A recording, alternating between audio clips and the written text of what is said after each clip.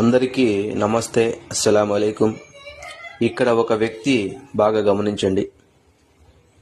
టోపీ పెట్టుకున్నాడు, కోట్ వేసుకున్నాడు, మాస్క్ వేసుకున్నాడు. ఒక వ్యక్తి అటు వెళ్తూ ఉన్న వ్యక్తిని పిలిచాడు.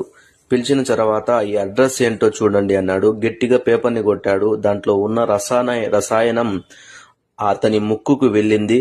వెళ్ళిన తర్వాత ఆయన పూర్తిగా అతని చెప్పినట్టే వింటున్నాడు. వశమైపోయాడు. ఆయన ఏం చెప్తే అది చేస్తాడు. చూడండి, ప్రజలు రోడ్లపైన వెళ్ళేటప్పుడు ప్రతి ఒక్కటి గమనించుకుంటూనే వెళ్ళాలి. ఎందుకని అంటే మన జాగ్రత్తలో మనం ఉండడం మంచిదే.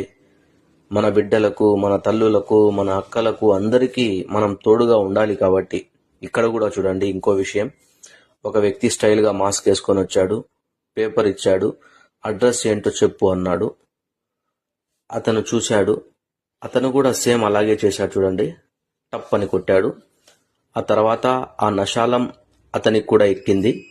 ఎక్కిన తర్వాత ఆ పేపర్ని తీసుకొని భద్రంగా జోలో పెట్టుకున్నాడు. ఆయన అడుగుతున్నాడు. చూడండి, ఈయన బండి పైన కూర్చోండి, ఆయన ఇచ్చేస్తున్నాడు. చూడండి, ఇలా కూడా కొత్త రకంగా దొంగతనాలు జరుగుతూ ఉన్నాయి దేశంలో ఎలా ఎలా దోచుకోవాలో అని మనుషులు ఆలోచించుకుంటూ ఉన్నారు. మనం కూడా జాగ్రత్తగా ఉండడం మనకు మంచిది, మన బిడ్డలకు మంచిది, మన ఫ్యామిలీలకు కూడా మంచిది. స్నేహితులారా, అందరికీ షేర్ చేయండి. తప్పకుండా జాగ్రత్తగా ఉండండి, జాగ్రత్తగా వెళ్ళండి ప్రతి ఒక్కరికి.